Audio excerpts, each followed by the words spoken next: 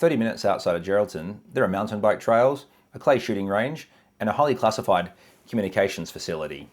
One of these things is more interesting than the rest, and I'd love to talk about the communications facility, but... That's classified. It's what? It's classified.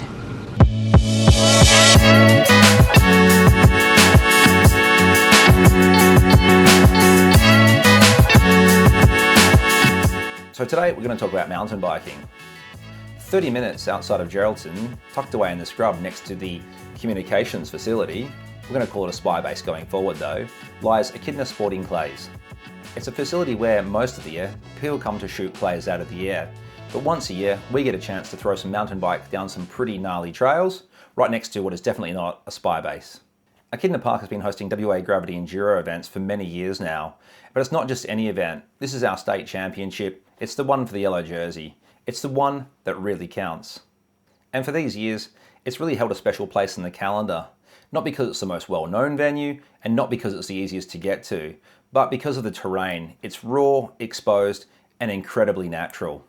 The trails here are completely hand-cut. There's not a machine in sight, just a bunch of guys with some hand tools, rakes, shovels and whatnot, and a really good eye for a decent line down the hill.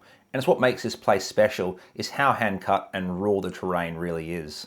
As a part of the event, we're able to tackle 8 of the different trails that exist, but as you ride around the facility, you can see other ones snaking off down the hill, but we don't get to tackle those, purely for insurance and liability purposes. That doesn't seem right to me.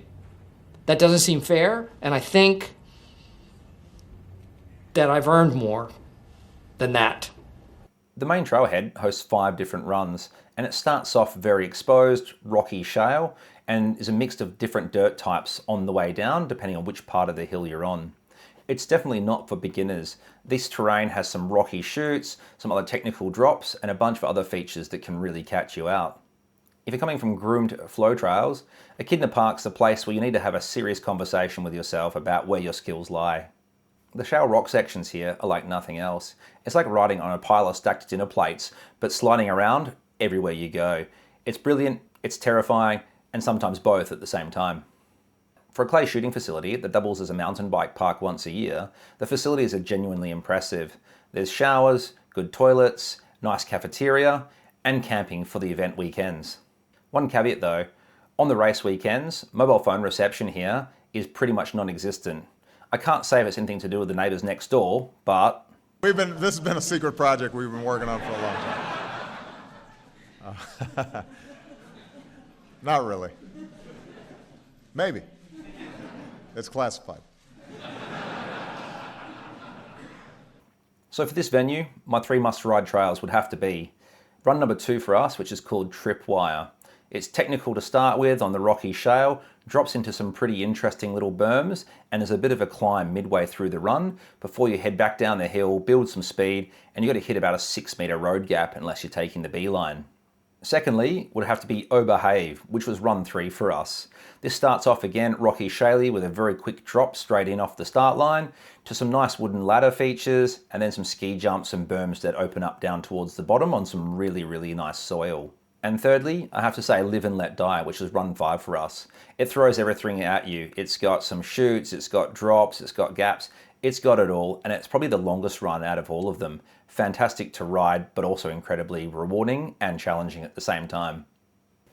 So, rating-wise, it's my second time at this venue, and I have to say my first time there, it would get a 2 out of 5. I didn't enjoy it, it was hard, I was new to riding.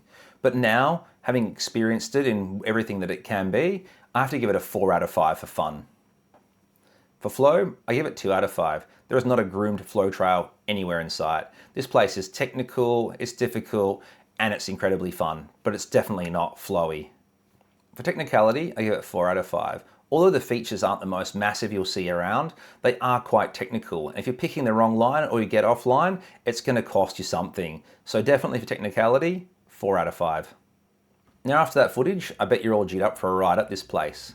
But here's the problem. This was the last wage event at the venue, indefinitely. We're not sure if it's permanent or not, but we hope it's not. And the reason for that is, this venue is genuinely different to anything else in WA. It's raw, it's hand cut, it's challenging, and it's like nothing else on the calendar. So we hope it does come back so everyone else can get to experience what we've had as well. Geraldton for a weekend away is no small ask for riders from Perth and even further in the southwest. But saying that, those that do attend know what they're getting themselves in for and do make the trip because it is just that good. If you want to see more from the trails at Echidna Park, hit the subscribe button. I'll be doing a trail by trail review and having a look at everything this place has on offer in the coming weeks. So hit that button. Echidna Park is one of those venues that makes you realise why enduro racing exists. It's not easy, it's not polished, and it's not for everyone.